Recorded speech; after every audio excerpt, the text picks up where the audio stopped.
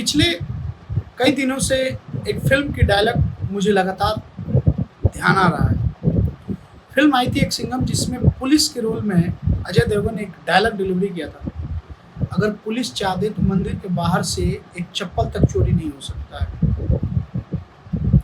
और आज कोरोना चैन नहीं टूट रहा है।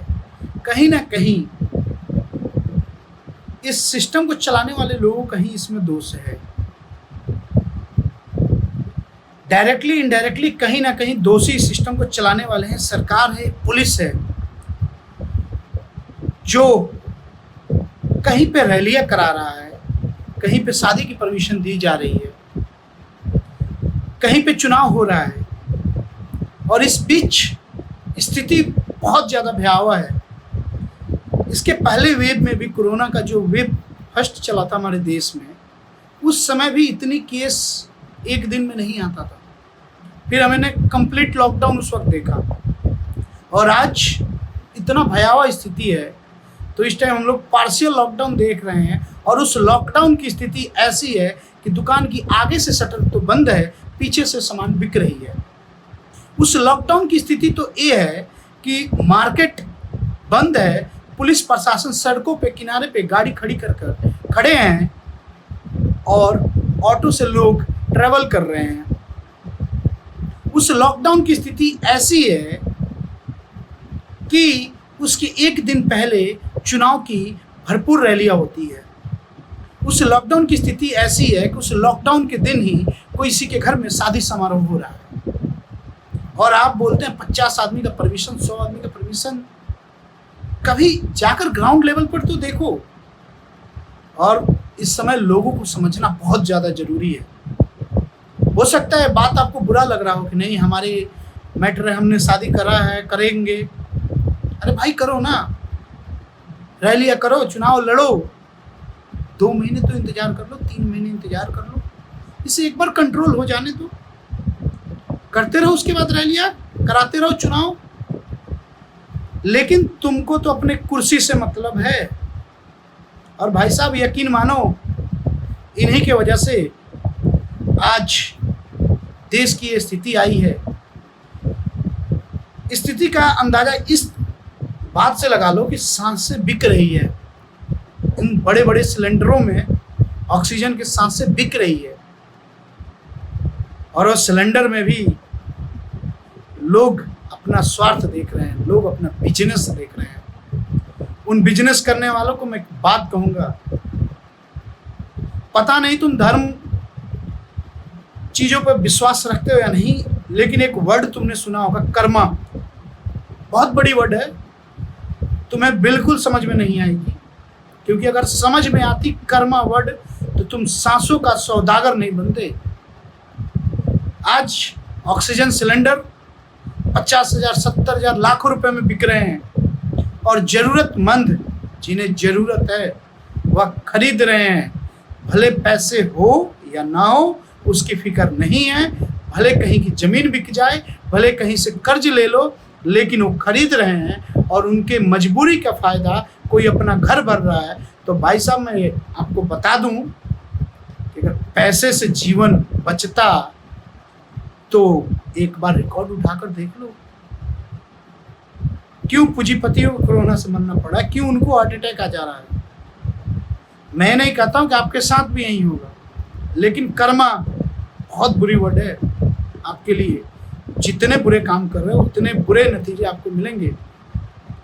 आज पिछले लगातार 20-25 दिनों से ऐसी कोई सुबह नहीं हुई है जब एक कॉल हमें नहीं आता है, भैया कोई ऑक्सीजन की सिलेंडर, भैया रेमडेसिविर, भैया एक बेड। इस पर हम लोग लगातार काम करें, और इसको मैं पब्लिसिटी के लिए बताऊंगा नहीं।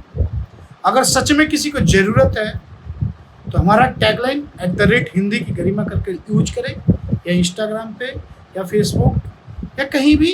हम एक बार, हमारे पूरी एक टीम है जो पूरे देश में काम कर रही है, और हम यथासंभव जो मदद होगा, जितने आपके लिए रिसोर्सेज को एक्सेस कर पाएंगे आपके लिए ज़रूर करेंगे।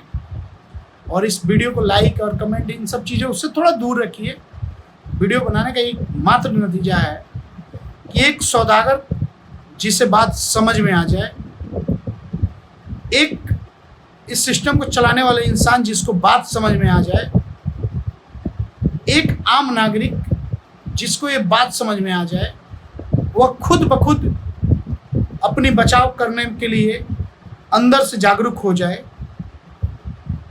आज एक पॉलिटिशियन से एक बात याद आया हमें, ये एमपी एमएलए का फंड होता है। भाई साहब, ये फंड क्या होगा? किन दिनों के लिए रखे हो? सड़कें बनवाओगे, अस्पताल बनवाओगे? अरे यार, इस वक्त जरूरत है, इस वक्त दो ना। क्या करोगे इस फंड को?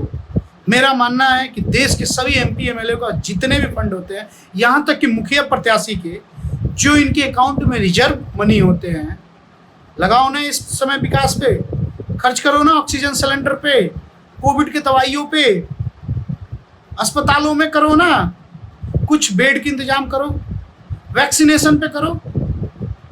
आज वैक्सीन को लेकर प्राइस की बात की जा रही है। हर निर्वाचित क्षेत्र के एमपी को अपने फंड से लगवाने में क्या जा रहा है? विकास की काम नहीं है। इतनी बड़ी बीमारियों से लड़ने में आप इतना बड़ा योगदान कर रहे हैं, इससे बड़ा विकास क्या होगा? क्या करोगे इन ईंट के घर को और सड़कों को जब जीवन ही सुरक्षित नहीं रहे, जब सांसें भी खरीदनी पड़े, तो स्थिति भाई साहब भयावह है। और आखिरी में आप सभी से एक निवेदन करूंगा, जितने भी हमारे भाई हैं, जितने भी हमारे हमको देख रहे हैं, भाई साहब घबराइए नहीं। ऐसा नहीं है कि पहले लोगों की ऑक्सीजन लेवल कम नहीं होती थी। अगर पहले ऑक्सीजन लेवल कम नहीं होती होगी तो ऑक्सीजन सिलेंडर क्यों है मार्केट में? ऑक्सीजन की मैन्युफैक्चरिंग क्यों है? तो उस चीज़ से घबराना नहीं है। ऑक्सीजन लेवल कम हो रहा है, इसका ये मतलब नहीं है कि आप कोविड है, और कोविड है भी तो आपको घबराने की ज़रूरत है। इसके पहले भी ऑक्सीजन लेवल कम हुई है, अब भी कम हो रही है और आगे भी कम होती रहेगी। इंसान है भाई साहब, तो घबराइए नहीं। और जब तक मानसिक रूप से आप स्वस्थ नहीं रहेंगे, तब तक आपको कोई भी डॉक्टर, दुनिया का कोई भी दवाई, कितना बड़ा भी सिलेंडर ले लो, जीवन बचाना संभव नहीं है। एक आपने कहावत सुना होगा, हमारे पूर्वज कहते थे, कोई भी जंग जीतने या लड़ने से पहले एक अपने दिमाग में वो जंग चलता है, और खुद अगर हार गए तो जो उस जंग को लड़ने के लिए मैदान में जा रहे हो, उस मैदान में जीतने की बिल्कुल गारंटी नहीं है। तो इसलिए मानसिक रूप से स्वस्थ रहें, सकारात्मक सोच को बढ़ाएं। और भाई साहब, ऑक्सीजन लेवल कम होने से, फीवर हो जाने से, और कोविड को आप समझे, पहले समझना पॉसिबल नहीं है, क्योंकि अभी तक विश्व नहीं समझ पाया कि एक्चुअली में है क्या, कौन सी बीमारी है, कौन सी वायरस है। इसके टेस्ट हर कुछ दिन पे बदल जा रहे हैं। भाई साहब, पहले ऐसे टेस्ट होते थे, अब ऐसे होंगे। इसके सिम्टम बदल जा रहे हैं।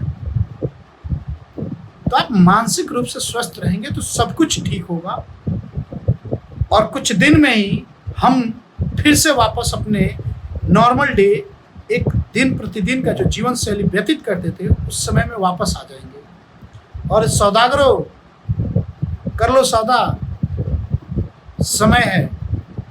आज तुम हमारे सांसों की सौदा कर रहे हो और पूंजी बना रहे हो, पूंजीपति बन रहे हो। क्या करोगे हम भी देखेंगे। धन्यवाद दोस्तों।